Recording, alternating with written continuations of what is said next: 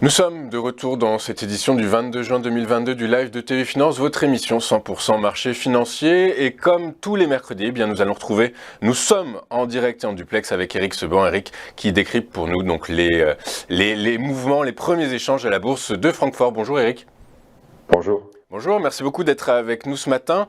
Le DAX qui, à l'image de l'ensemble des indices européens, c'est de 16% depuis le 1er janvier, mais qui tente à rebond depuis 3 séances. Est-ce que la puissance de ce mouvement est suffisante pour inverser la tendance de fond ?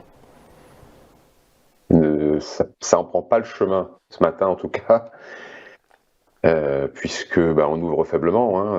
Par rapport au plus haut de hier, c'est 400 points de repli déjà. Parce que le DAX ouvre la nuit, donc forcément ça bouge un peu, puis ça a bougé dans le sens de la baisse.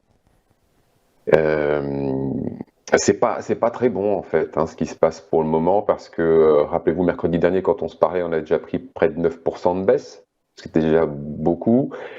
On commençait la séance cette fois à l'inverse en se reprenant un petit peu. La nuit avait permis de commencer à rebondir.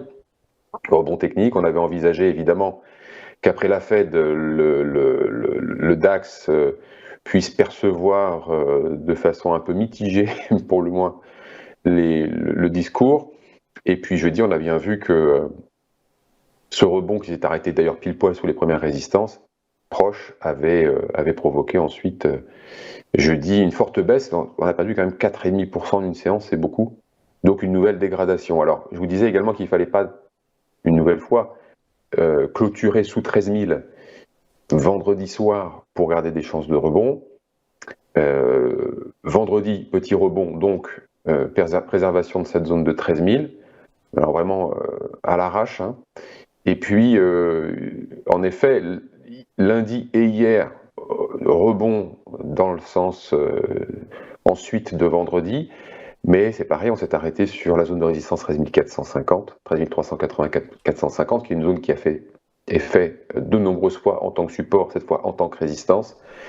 Et puis, après avoir touché au plus haut de la séance cette résistance, le DAX s'est replié jusqu'à la fin de la séance d'une centaine de points. Et puis ce matin, on continue, puisque je vous dis, depuis le plus haut d'hier soir, c'est 400 points de baisse. Donc c'est pas bon, retour dans la zone de danger. Le problème, c'est que contrairement à début mai, où on avait eu un rebond rapide et d'amplitude, là, on n'arrive pas à se décoller. Donc, c'est un peu comme la semaine dernière. C'est-à-dire que sur le plan chartiste, le problème, c'est que nous avons une dégradation, un mouvement de baisse qui est construit de façon avec régularité, assez académique. C'est un peu comme dans les livres. On respecte tous les niveaux, toutes les réactions attendues sur les niveaux se produisent et vont dans le sens de la baisse. Donc, c'est pas un affolement. D'ailleurs, la volatilité le montre. On n'a pas une hausse de volatilité alors qu'on se dégrade, et alors qu'on se dégrade de cette manière-là, au bord de ce que je considère comme étant vraiment la zone dangereuse, parce que sous 13 000, je vous le dis, et je vous l'ai déjà dit à plusieurs reprises ces dernières semaines, mois, c'est 12 100 en ligne droite qu'il faut attendre. Donc, une dégradation assez sérieuse en suivant 7%. C'est beaucoup. Et pour autant, on n'a pas la volatilité qui explose. Alors, est-ce que, comme le temps a permis de le faire, les gérants ont tourné leur couverture, renouvelé leur couverture pour se protéger jusqu'à 12 000, et c'est la raison pour laquelle la volatilité n'augmente pas plus dans ce contexte un petit peu, qui est plutôt pas bon, parce que franchement, là, plus ça va, on va voir comment ça se dérouler la journée, et puis également demain. Mais le contexte, je vous dis encore une fois, sur le plan de chartiste, tout laisse présager d'une dégradation plus sérieuse, avec une forte probabilité. Donc, est-ce que en envisageant justement une nouvelle dégradation et en ayant eu le temps de le faire, les gestions ont eu le temps de se protéger un cran plus bas? C'est possible, on va le voir. Et c'est peut-être pour ça que la volatilité, qui est encore élevée, bien sûr, puisqu'elle est encore autour de 26%, c'est beaucoup, mais elle reste stable, et puis on vient de plus haut aussi. Donc ça, on va le voir dans les prochaines séances, mais l'enjeu pour cette semaine, c'est le même que la semaine dernière, il faut rester au-dessus de 13 000. Mais le problème, c'est qu'encore une fois, voilà, les probabilités d'une dégradation deviennent de plus en plus probables. Ça ne serait pas forcément une bonne nouvelle, alors que fondamentalement, les nouvelles restent les mêmes.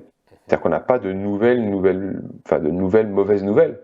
Donc une nouvelle dégradation, attendue ou pas, en tout cas, serait un signal assez négatif pour la suite. Bon, ça ne veut pas dire que le marché n'a pas de ressources, mais franchement, sur le plan de chartiste, s'il ne reste pas au-dessus de 13 000 en clôture vendredi, ils conservent pas beaucoup de possibilités de pouvoir rebondir depuis justement ce bas de zone. Oui, c'est ça. En fait, les deux grandes inconnues qui ne sont pas dans les prix, c'est évidemment la résolution du conflit en Ukraine. Personne n'a de visibilité sur cette problématique géopolitique. Et puis après, c'est le rythme de hausse des taux des différentes banques centrales. Sinon, oui, L'inflation, oui. Ouais, c'est ça. Sinon, tout le reste semble être déjà pricé. Merci beaucoup, Eric. Donc, on note que, comme la semaine dernière, écoutez, on attend la clôture de vendredi, une clôture qu'on espère malgré tout au-dessus des 13 000 points pour eh bien ne pas finalement plonger. Ouais, c'est ça, glisser vers les 12 000. Ouais, plonger peut-être pas, mais glisser, oui. Ça va commencer à lâcher sans doute. En tout cas, la spéculation va s'énerver un peu, c'est sûr. Ok, très clair. Merci beaucoup, Eric, d'avoir été avec nous ce matin.